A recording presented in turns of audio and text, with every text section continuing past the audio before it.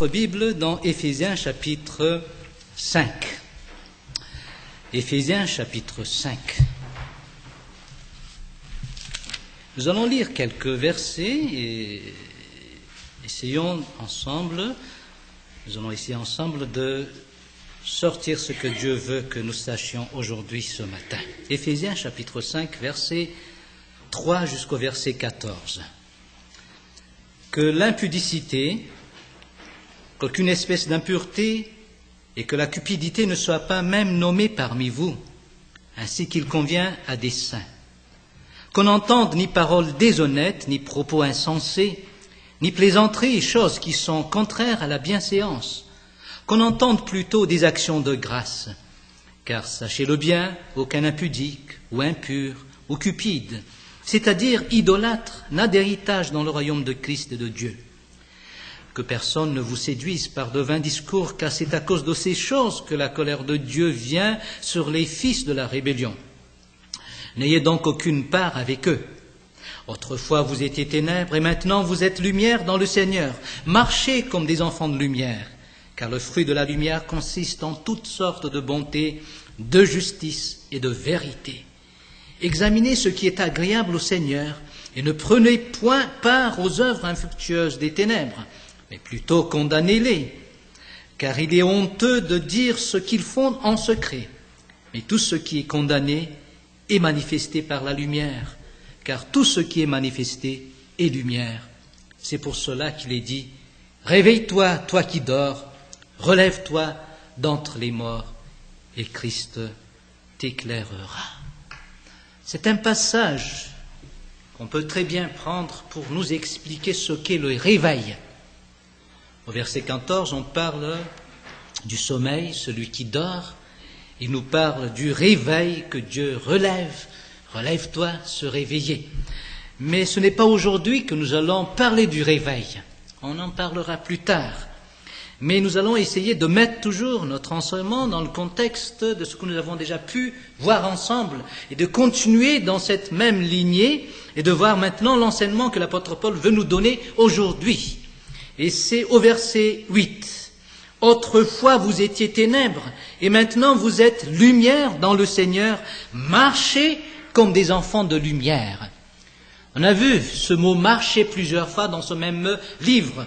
Dans le même contexte, chapitre 5, chapitre 4 aussi, on parle de ce terme, de ce verbe. Chapitre 4, verset 1, voici ce que nous dit l'apôtre Paul. « Je vous exhorte donc, moi, le prisonnier dans le Seigneur, à marcher d'une manière digne de la vocation qui vous a été adressée. » Au chapitre 4, verset 17, « Voici donc ce que je dis et ce que je déclare dans le Seigneur, c'est que vous ne devez plus marcher comme les païens qui marchent selon la vanité de leurs pensées. » Chapitre 5, verset 1, verset 2, 1 et 2, « Devenez donc les imitateurs de Dieu comme les enfants bien-aimés et marchez dans la charité ou bien dans l'amour à l'exemple du Christ. » Et verset 8 que nous avons ici, « Autrefois vous étiez ténèbres et maintenant vous êtes lumière dans le Seigneur, marchez comme des enfants de lumière. » Verset 15, « Prenez donc garde de marcher avec circonspection. » C'est le même terme. Donc nous voyons ce verbe, ce mot, ce terme répété au moins 2, 3, 4, 5 fois dans presque le même contexte. Eh bien, il y avait quand même un enseignement qui a été déjà dit auparavant qui nous amène à cette marche. Selon l'apôtre Paul, dans cet épître, il y a d'abord l'importance de l'enseignement. Il a donné une grande place pour la doctrine, pour l'enseignement, la vérité. Nous avons cela dans le chapitre 1, 2 et 3. Là, il parle de la rédemption, du salut, œuvre du Dieu trinitaire, Dieu le Père, Dieu le Fils et Dieu le Saint-Esprit. C'est Dieu qui prépare le salut, c'est Dieu le Fils qui accomplit le salut, c'est Dieu le Saint-Esprit qui applique ce salut dans la vie de ceux qui croient. Donc nous voyons cela, un enseignement sur le salut, la rédemption, mais opéré par le Dieu que nous avons appelé Trinitaire. Mais après cela, il parle du salut encore, mais en parlant de l'homme qui doit être sauvé L'homme est mort dans ses péchés, à cause de ses péchés, et Dieu veut le sauver. Là, nous voyons l'anthropologie, ou bien l'étude de l'homme concernant le salut de l'homme. Et après, il parle du lieu, de l'Église, non pas le bâtiment, mais l'ensemble des gens qui sont sauvés, c'est l'ecclésiologie, ou bien l'étude de l'Église, dans le contexte encore du salut. Donc l'apôtre Paul parle du salut, de la doctrine du salut, comment Dieu veut nous sauver et quel est le salut, par quels moyens serons-nous sauvés. Mais après, lorsqu'il finit de parler de tout cela, il parle maintenant de la marche de celui qui est sauvé. On est sauvé pourquoi? On ne nous sauve pas pour le salut, mais on nous sauve pour autre chose aussi. Il y a d'autres choses à faire, c'est la marche chrétienne. Nous sommes sauvés pour marcher, mais nous ne marchons pas pour être sauvés. Dans d'autres religions, en tout cas, on marche pour être sauvé. On fait des œuvres, on fait ceci pour être sauvé. Mais dans la Bible, en tout cas, on est sauvé pour faire tout cela. Les œuvres ne nous sauvent pas. Vous avez beau venir dans une église, vous avez beau donner de la dîme, vous avez beau faire quoi que ce soit dans la vie chrétienne, mais cela ne vous sauvera pas. Mais vous êtes sauvés pour ces œuvres, pour la marche chrétienne. Donc, c'est pour cela qu'au chapitre 4, 5, 6, il parle de la marche chrétienne. Nous devons marcher. Comment devons-nous marcher? Il va même dans le côté très pratique, dans le chapitre 5 et 6, sur la relation du mari et de la femme, dans les devoirs domestiques, comme on dit, la relation entre parents et enfants, la relation entre maître et serviteur. La marche dans ces domaines-là. Donc, l'apôtre Paul met l'emphase aussi sur l'importance de la vie chrétienne, de la marche chrétienne. On a pu voir la marche des païens, comment ils marchent les païens, mais nous avons pu voir aussi comment devons-nous marcher. Au chapitre 5, verset 1, marcher dans la charité à l'exemple du Christ. On a eu l'occasion d'expliquer tout cela. Mais maintenant, nous sommes au verset 8. Autrefois, vous étiez ténèbres, et maintenant, vous êtes lumière dans le Seigneur. Marchez comme des enfants de lumière. L'apôtre Paul parle d'abord du passé de ces Éphésiens, de ces chrétiens d'Éphèse. Quel était leur passé? Il parle aussi de leur actualité. Où est-ce qu'ils sont maintenant? Dans quelle situation sont-ils maintenant? Il parle aussi de son futur, de sa marche, qui doit être maintenant et qui continue dans le futur aussi. Essayons de voir le passé de ces Éphésiens. Ils faisaient partie plutôt de ce qu'on a appelé les païens. Non pas littéralement parlant, mais spirituellement parlant. Un païen, c'est quelqu'un qui est hors du clan des gens qui sont sauvés. Donc les Éphésiens n'étaient pas encore sauvés avant, mais ils étaient des païens, et le texte nous dit qu'ils étaient d'abord des ténèbres. Non pas dans les ténèbres, mais ils étaient ténèbres eux-mêmes. Mais seulement maintenant, vous êtes lumière. Et si vous êtes lumière, vous devez marcher comme des enfants de lumière.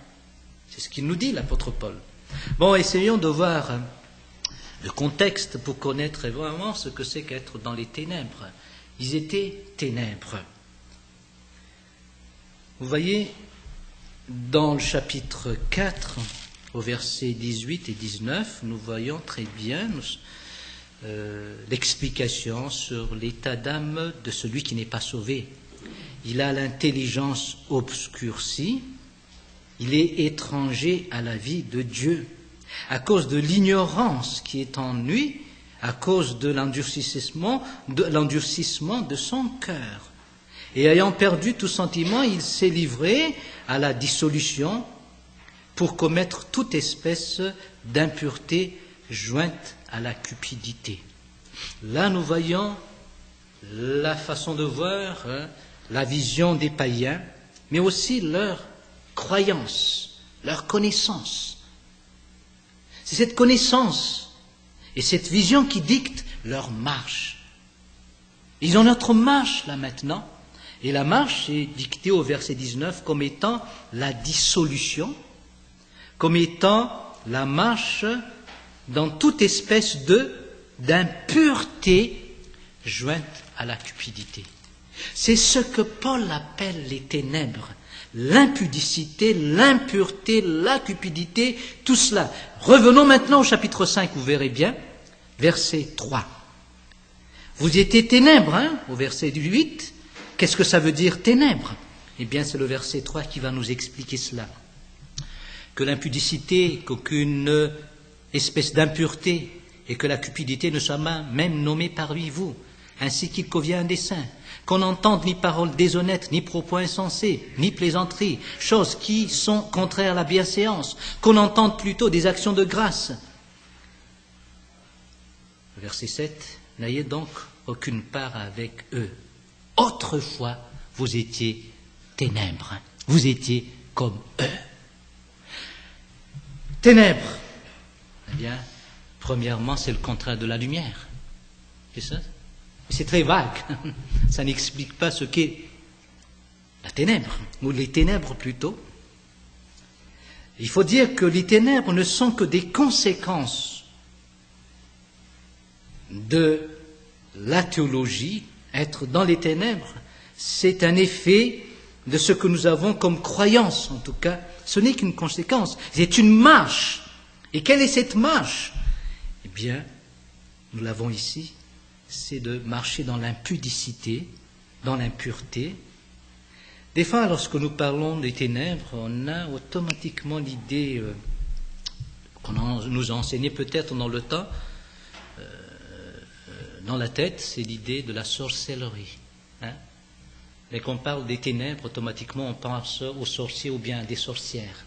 Automatiquement. Les œuvres des ténèbres, c'est la sorcellerie, la magie, tout ça. Mais dans ce contexte, on ne parle pas de la magie ni de la sorcellerie. Les ténèbres, c'est l'impudicité, l'impureté. La liste qui est donnée là, c'est une marche, c'est une vie. C'est la vie dans l'impudicité, c'est la vie dans la cupidité, dans l'impureté. Mais il faut dire que tous ces mots sont des grands mots. On ne sait pas qu'est-ce que c'est que l'impudicité, on en parle. Oui, c'est de l'impudicité. C'est quoi? C'est l'impudicité. Oui, mais qu'est-ce que ça veut dire? C'est l'impudicité. Puis on reste là, on ne sait pas comment l'expliquer. Puis l'impureté, tout ce qui n'est pas pur, puis on tourne en rond, tout ce qui n'est pas pur, c'est l'impur. Mais il faut connaître qu'est-ce que c'est que l'impudicité, qu'est-ce que c'est que l'impureté aussi. Bon, l'impudicité, on a déjà eu l'occasion de l'expliquer, mais je reviens toujours à cette explication, à cette définition. Le mot grec donne la traduction en français, la fornication. Et la fornication, c'est la relation sexuelle entre deux personnes, en tout cas, de sexe différent, c'est l'hétérosexualité, en réalité c'est la fornication, mais hors du mariage. Donc on est dans les ténèbres si on est dans telle attitude, dans l'adultère, dans la fornication, on est dans les ténèbres. Mais à part l'hétérosexualité, il y a aussi l'homosexualité, c'est encore un rapport sexuel, mais c'est pas dans le contexte du vrai mariage en tout cas, donc c'est considéré encore comme impudicité.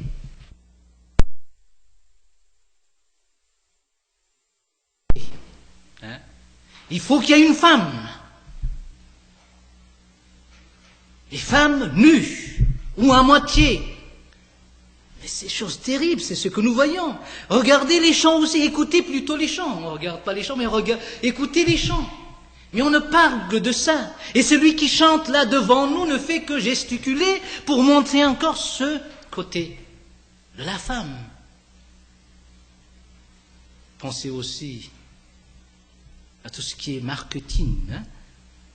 On exploite cela. Vous savez, les experts du marketing, les experts en psychologie, en sexologie, comme on dit aussi, eh bien, ils exploitent ce domaine.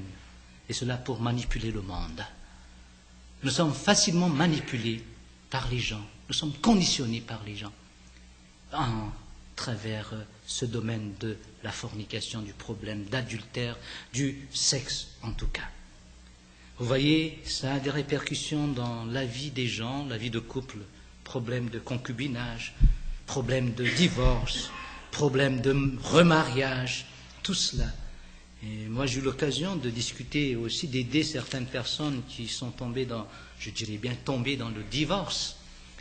Car on ne va pas dans le divorce, mais on tombe dans le divorce. Et j'ai de la difficulté à les aider. Ils ont des problèmes. Et je dis toujours que c'est le moindre mal de rester dans la vie de couple avec tes problèmes que d'en être séparé et quitter ce genre de problèmes pour se plonger dans d'autres problèmes plus graves encore.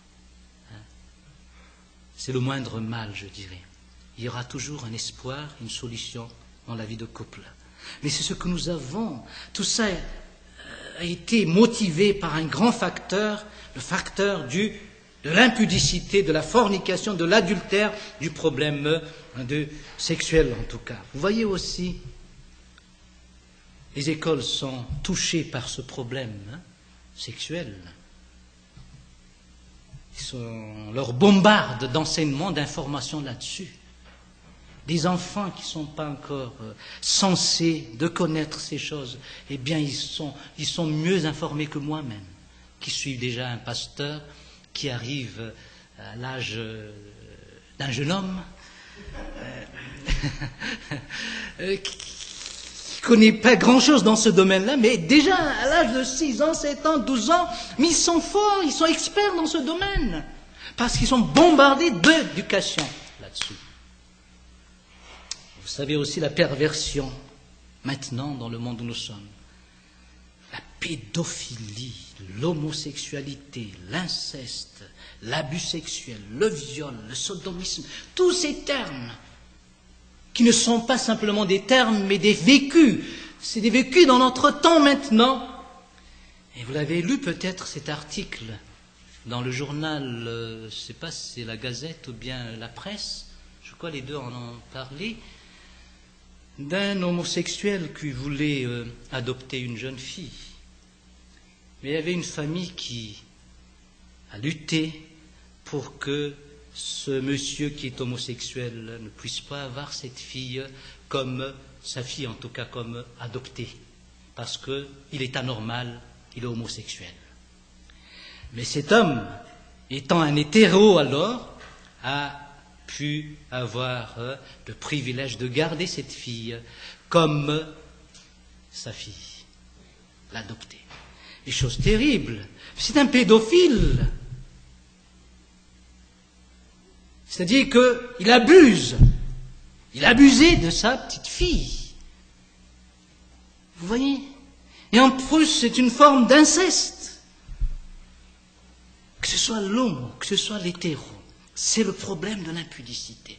On l'enlève de ce domaine-là, mais il tombe dans un autre domaine. Donc, qu'il aille à gauche ou bien qu'il aille à droite, eh bien, il aura toujours problème, ce garçon. C'est une fille. Elle aura toujours des problèmes. Et c'est notre temps. Partout où vous irez, vous entendrez cela. Partout où vous allez, on vous en parlera. Et vous voyez cela partout dans les publicités, dans les livres, dans les films aussi. Pire encore, il y a ce que nous avons déjà dit auparavant, dans le temps, la bestialité, la zoophilie. Mais les gens préfèrent les animaux aux hommes, ou bien aux femmes. Mais c'est terrible. Enfin, ça fait hérisser les cheveux. Mais ça se trouve, ça se vit maintenant. Il y a d'autres perversions encore. Mais c'est le problème de l'impudicité. Il y a différentes formes, il y a des perversions de cela. L'homme est dévoué pour cela. Mais l'homme est aussi un perverti avoué. Et pas seulement dévoué pour cela, mais avoué. Ils déclarent cela, ils n'ont plus peur, ils n'ont plus honte d'en parler et de vivre là-dedans. Ils affichent cela devant tout le monde. C'est le monde où nous sommes. Peut-être vous dites, vous ne faites pas partie de ces gens-là. Eh bien, essayons de voir l'autre partie, l'impudicité, on a eu l'occasion d'en parler. C'est vraiment l'acte très charnel de l'adultère, la fornication. Maintenant, l'impureté, c'est quoi? C'est encore dans le même domaine. Mais ici, on parle plutôt de la pensée, non pas de l'acte physique, la pensée, l'impureté, tout ce qui est impur. Il y a la pornographie. On parle de la pornographie, de l'obscénité dans les livres, dans les photos, dans les films.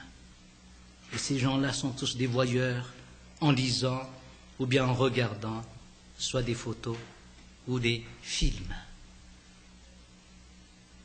C'est que nous vivons maintenant. Et je crois que vous n'avez pas envie d'écouter tout cela. Hein? Je me mets à votre place, j'en parle.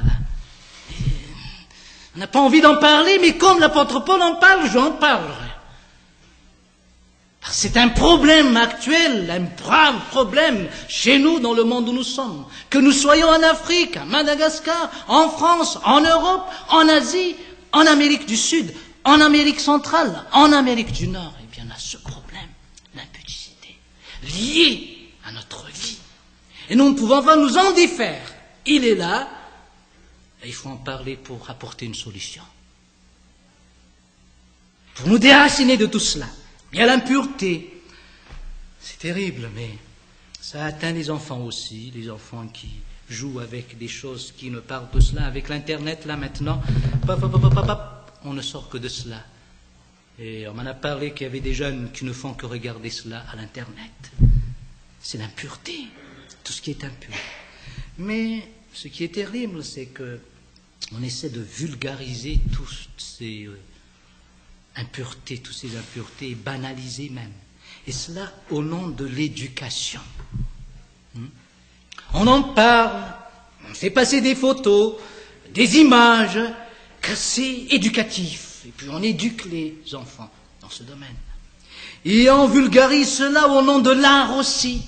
Oh, c'est de l'art. C'est de l'art, puis on laisse comme ça. Je vois là chez nous, à Madagascar, il y a une région où il y a des spécialistes dans les sculptures en tout cas. Dans le temps, il y avait plein de sculptures pornographiques. Maintenant, c'est plein. Mais je n'osais plus aller dans ces magasins-là où on vend des arts malgaches. Parce que c'est ça. Puis j'ai dit à l'autre qui était là, mais c'est pas notre mentalité en tant que malgache. J'ai dit, mais oh monsieur, c'est l'art, hein, c'est l'art. Hein. Au nom de l'art, on vulgarise et on banalise la pornographie. Au nom de la littérature aussi. C'est la littérature. On vulgarise tout cela. Et on y trouve de la beauté littéraire. Au nom de tout cela, on nous amène l'impureté. Et nous sommes bombardés par tout cela, que ce soit l'acte, que ce soit la pensée, eh bien nous sommes là-dedans, immergés dans tout cela. Mais il y a aussi l'autre qui est au verset 4. Qu'on n'entende ni paroles déshonnêtes, ni propos insensés, ni plaisanteries. La traduction de second n'est pas tellement exacte.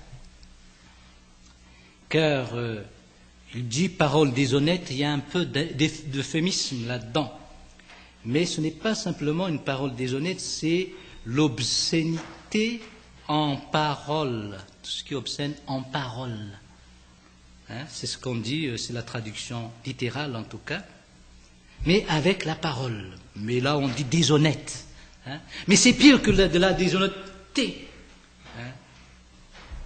Vous voyez là maintenant aussi dans notre monde, il y a des jargons dans ce domaine, hein, du sexe en tout cas. Il y a des jargons, des paroles et aussi des expressions.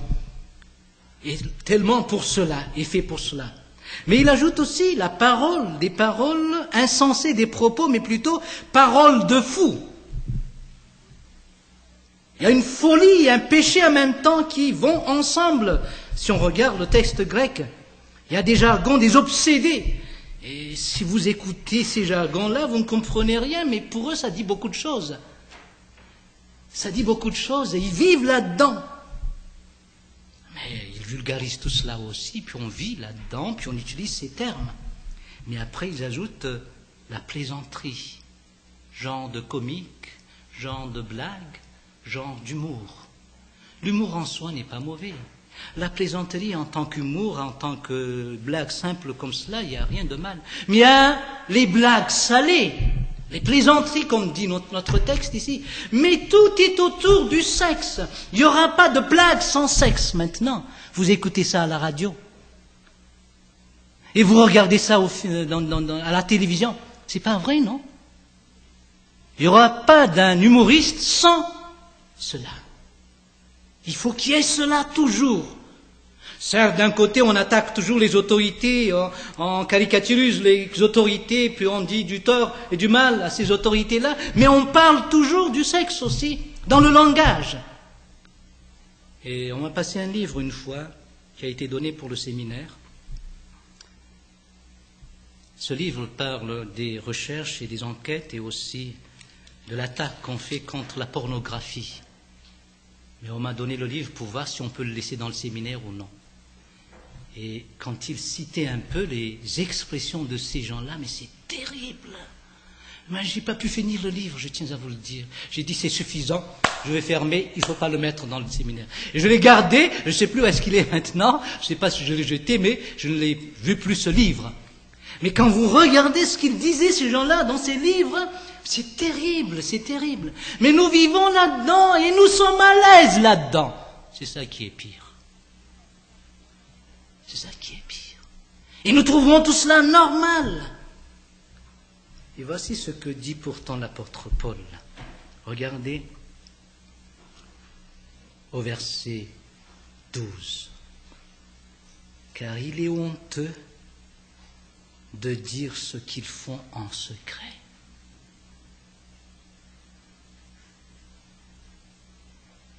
Il est honteux de dire ce qu'ils font en secret. Je ne suis pas étonné si l'apôtre Paul dit au verset 3 que ces sauges ne soient même pas nommés parmi vous. Cela ne convient pas à des saints. Nous qui sommes sauvés, est-ce que nous jouons encore avec ces choses-là? Est-ce que nous côtoyons encore ces choses-là? Il nous est dit au verset 7, n'ayez donc aucune part avec eux. Au verset 11, et ne prenez point part aux œuvres infructueuses des ténèbres, mais plutôt condamnez-les. Est-ce que vous osez condamner ces choses? Ou bien côtoyer ces choses? Les frères, nous ne sommes pas vraiment insensibles dans ces domaines. Nous sommes plutôt insensibles. Ça ne nous dérange pas.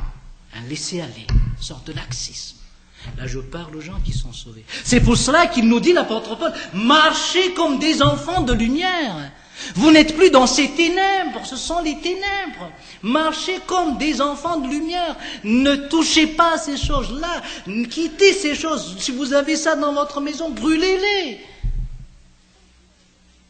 Et si vous êtes tenté à regarder le film, enlevez la télévision. Enlevez dans le sens plutôt figuratif, éteignez-le. Hein? Il suffit d'un petit geste et ça s'arrête. Et des fois, nous n'avons pas la force de faire cela. Allez tourner simplement le bouton, nous sommes incapables. Pour le faire passer, nous sommes capables, mais pour l'arrêter, nous sommes incapables. Des fois, on fait comme ça, on ferme les yeux, mais il y a quand même une partie où on voit un tout petit peu. Et ça, je vois un peu mes enfants quand on regarde des films, et des fois, il y a des choses surprises qu'on ne s'attendait pas, comme cela. Je regarde un peu si c'est terminé ou non. Heureusement pour savoir si c'est terminé ou non. Hein? Mais sans leur avoir dit quoi que ce soit, ils décident automatiquement de ne pas regarder. Hein? C'est bien de leur part, en tout cas. Alors, ça, c'est notre monde. Et nous vivons là-dedans. Et je tiens à vous dire que les mondes qui sont là-dedans, le monde qui est là-dedans, les gens qui sont là-dedans sont incapables de s'en sortir. C'est dans les ténèbres, ils sont là, ils veulent bien sortir de cela, quitter cela. Et vous voyez, ces pédophiles, si vous lisez aussi les journaux, il y a certaines personnes qui préfèrent changer même leur nature pour ne plus tomber dans ce problème. Il y avait un article qui parlait de cela, qu'il fallait donner plus d'hormones ou moins d'hormones, je ne me rappelle plus, pour qu'il n'y ait plus cette envie de tomber dans ce péché de pédophilie. Hein? Le monde cherche une solution. Les psychologues apportent ceci, apportent cela, mais personne n'a apporté le vrai remède pour cela. On apporte seulement des solutions symptomatiques. Bon, il ne faut pas qu'il voie des enfants. Mais il peut le voir dans sa tête, lui. Il peut acheter des livres, lui. Le monde essaie d'apporter une solution. Et nous vivons là-dedans, il n'y a pas de solution dans ce monde. Il n'y a que des experts qui essaient d'apporter une solution, mais ils ne sont pas capables. Et comme j'ai dit dans l'article, dans le journal, ce ne sont que des aveugles qui conduisent des aveugles. Il y a des conseillers conjugaux qui aident les gens dans leurs problèmes conjugaux et qui ne sont même pas capables de régler leurs propres problèmes conjugaux. Ils sont divorcés, ils ont des problèmes, pourtant ce sont des conseillers.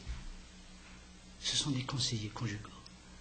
Les experts en psychologie, en sexologie, ils sont tous là pour aider, pour solutionner, mais point de solution jusqu'à maintenant, point de remède jusqu'à maintenant. C'est rare. Le remède est rare. Et la Bible, heureusement, nous en parle aussi de la solution. Parle de la solution. Il parle de ce problème. La Bible n'hésite pas d'en parler. C'est un problème grave. Nous côtoyons cela tous les jours. Mais il y a une solution. Y a-t-il un remède pour cela? Y a-t-il une solution pour cela? Y a-t-il un salut pour tel pécheur? Voilà la grande question. C'est impossible à l'homme. Et tout est possible à Dieu. Et Dieu peut nous sauver. Il y a de l'espoir, chers amis. Oui, il y a de l'espoir. Dieu veut nous enlever, nous sortir de ces ténèbres. Et là, nous avons l'exemple typique des Éphésiens. Autrefois, vous étiez ténèbres. Mais maintenant, vous êtes lumière. Voyez le changement. Ils ont quitté les ténèbres, cet état des ténèbres. Ils sont devenus maintenant des lumières. Non pas seulement ils sont dans les lumières, mais dans la lumière, mais ils sont lumière eux-mêmes. Ce sont des lumières. Il y a un changement. Donc, il y a de l'espoir avec Dieu. Ce n'est pas l'homme qui va régler ce problème. Les gouvernants essaient d'apporter des solutions en y mettant de la loi. Mais la loi n'arrêtera pas cela. Ce n'est pas possible. Je ne suis pas contre la loi. J'encourage le gouvernement à donner la loi et à appliquer cette loi. Mais ce n'est pas la vraie solution. Ça ne solutionne rien. Et là, nous voyons vraiment un changement chez les chrétiens d'Éphèse. C'est un changement radical des ténèbres à la lumière. Ils passaient des ténèbres à la lumière. Et c'est là que je pose des questions à des gens qui se disent sauvés, qui vivent encore dans les ténèbres, qui vivent encore dans ce problème d'adultère. Pourtant, ils disent qu'ils sont sauvés. Non, si vous êtes sauvés, il y a un changement radical. Vous n'allez plus vivre là-dedans, vous allez quitter. Certes, vous pouvez tomber en tant qu'enfant de Dieu. Vous tomberez peut-être, mais vous ne serez pas tranquille là-dedans. Vous allez chercher la solution d'en sortir. Et il y a une solution en tout cas dans le Seigneur. Il dit, je vous ai dit que c'est un changement radical. On passe des ténèbres à la lumière. Mais c'est un changement de nature. Nous étions ténèbres, maintenant nous sommes lumière. Changement de nature, vraiment. Ténèbres et lumière sont deux natures différentes, opposées. Ils ne peuvent pas cohabiter ensemble. Mais nous étions ténèbres, maintenant, nous sommes lumière. Et ici, ce n'est pas un changement opéré par l'homme lui-même, ni par les chrétiens. Autrefois, vous étiez ténèbres. Maintenant, vous êtes lumière. Dans le Seigneur. Cela ne se trouve pas en nous. Il n'y a aucune solution en nous. Nous sommes incapables de nous en défaire. Nous sommes incapables de nous sauver. Nous n'avons pas la force de nous sauver. Nous sommes perdus et nous resterons perdus si la solution vient de nous. Mais heureusement, la solution est externe. Elle vient de Dieu. C'est Dieu qui veut nous sauver. Il dit, vous êtes lumière dans le Seigneur. Et l'apôtre Paul ne dit pas, vous êtes lumière dans l'Église. L'Église n'est pas capable de vous sauver, de vous changer. Bon, en venant dans l'Église, vous allez être plus ou moins carré. Dans l'Église, vous n'allez pas faire cela. Devant les gens de l'Église, vous n'allez pas le faire. Mais arrivé seul, dans un coin seul, vous allez accomplir tout cela. Donc l'Église n'est pas capable de vous sauver, de vous changer. Vous deviendrez seulement des comédiens dans l'Église. Vous venez à l'Église pour être changés. Seulement au moment où nous sommes ensemble que vous êtes capable de vous en défaire. Mais après, vous êtes incapable. Et vous verrez toujours là-dedans. Je pense aux enfants là. Ce n'est pas parce que vous êtes dans l'église que vous êtes sauvés. Ce n'est pas parce que vos parents sont chrétiens que vous êtes chrétiens aussi. Et vous savez très bien que vous avez déjà eu l'occasion de venir dans cette église pendant des dimanches, et vous n'êtes pas capable de vous sauver, de vous défendre de ces problèmes autour de vous. Vos amis en parlent, vos amis vous incitent à le faire, vos amis sont là pour vous pousser à le faire, et vous êtes incapable. Il suffit de vous mettre là-dedans, et vous êtes incapable de vous en défaire. Et vous devenez comme eux. Pourtant, vous étiez dans l'église. La force n'est pas chez vous. Ce n'est pas dans l'église non plus. L'église ne peut rien pour vous, car elle ne sauve pas. Mais où se trouve la solution? C'est dans le Seigneur. C'est dans le Seigneur. Vous connaissez la chrysalide, c'est-à-dire le ver à soie, ou bien la chenille, qui se crée ce que nous appelons le cocon, autour d'elle.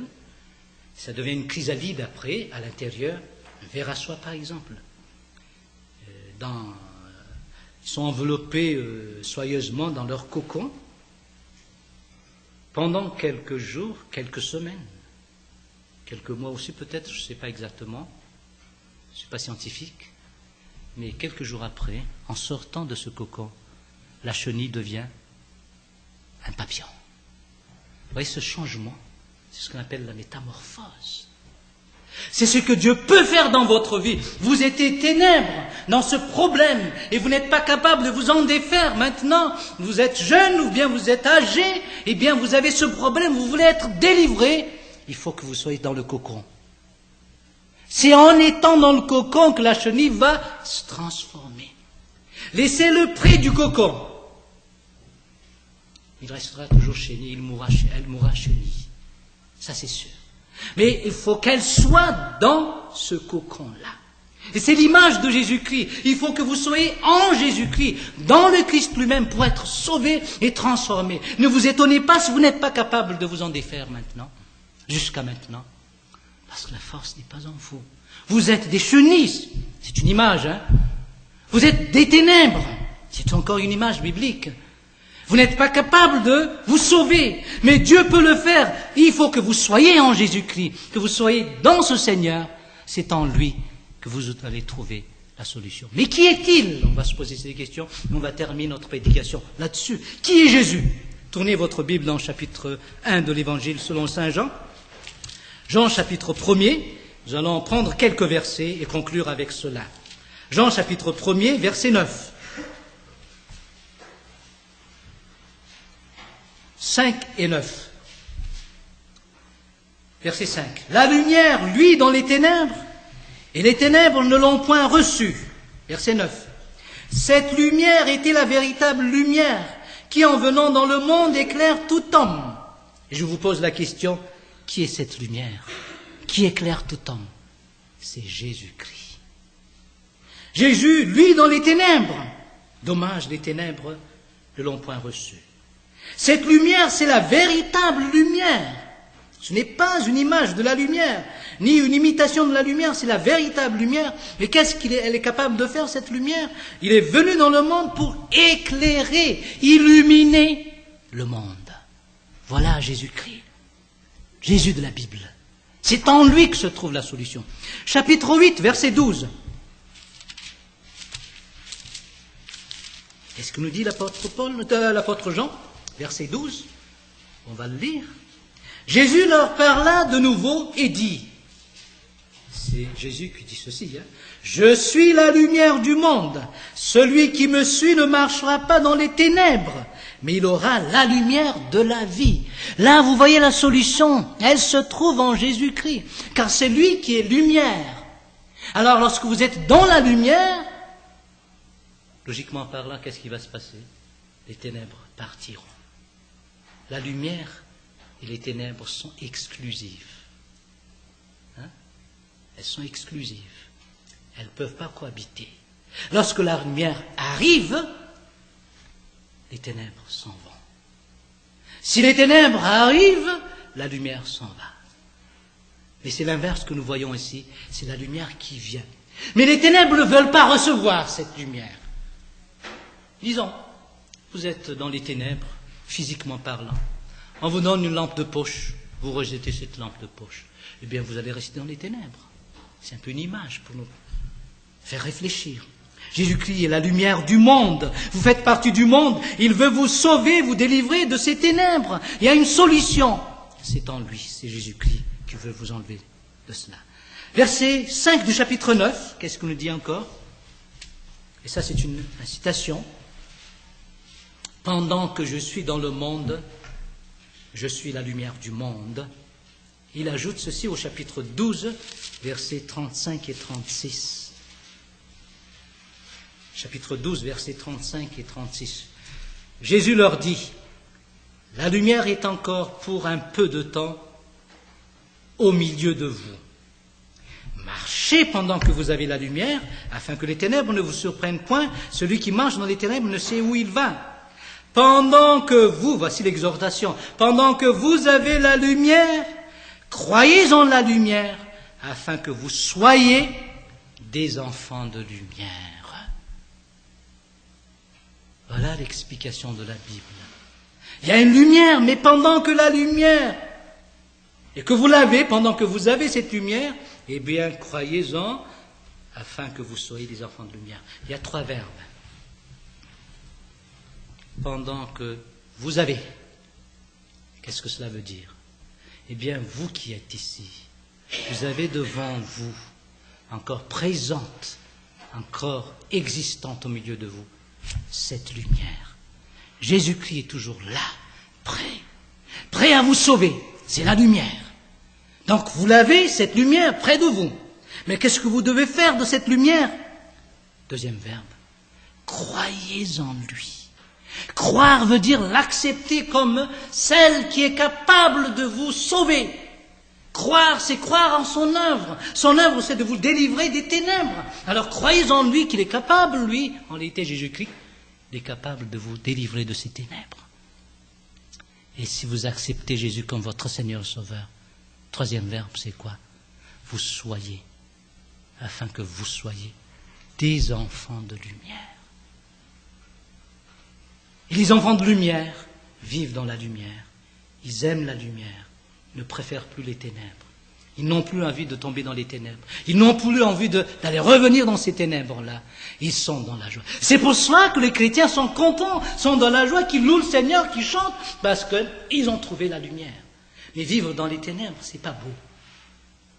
Et vous êtes esclaves de tout cela, des ténèbres. Vous voulez vous en défaire, mais vous êtes incapables. Heureusement, Dieu vous aime et il vous donne la solution. Et la solution, c'est Jésus-Christ. Et Jésus-Christ lui-même, et lui seul. Il est venu pour vous sauver. Il est mort sur la croix pour vous sauver. Il est la lumière du monde. Il peut vous éclairer.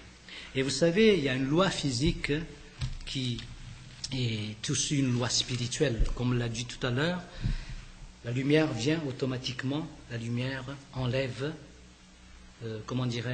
les ténèbres. Mais vous savez aussi, le soleil et le rayon de soleil a de l'effet sur tout ce que nous avons sur terre. Si nous avons pu avoir du feu, c'est parce qu'il y a le soleil. Il n'y aura pas de feu sans soleil. Ça s'est prouvé scientifiquement. Donc vous voyez, vous ne pouvez pas être une lumière s'il n'y avait pas cette lumière qui est Jésus-Christ. Mais il va vous transformer. Grâce à sa présence dans votre vie, vous deviendrez une lumière aussi. Et vous êtes enfant de lumière. Vous n'allez plus vivre dans ces péchés d'impudicité, d'impureté aussi, de langage que nous ne nous avons même pas utilisé dans notre vie quotidienne. Vous ne vivrez plus là-dedans. Vous savez que c'est mauvais. Vous savez que c'est des ténèbres. Et vous voulez vous en sortir. Eh bien, je vous ai proposé la solution. C'est plutôt l'apôtre Paul et la Bible qui vous proposent cela. Jésus-Christ qui est la lumière. Pendant que vous avez la lumière, croyez en la lumière et vous serez des enfants de Dieu.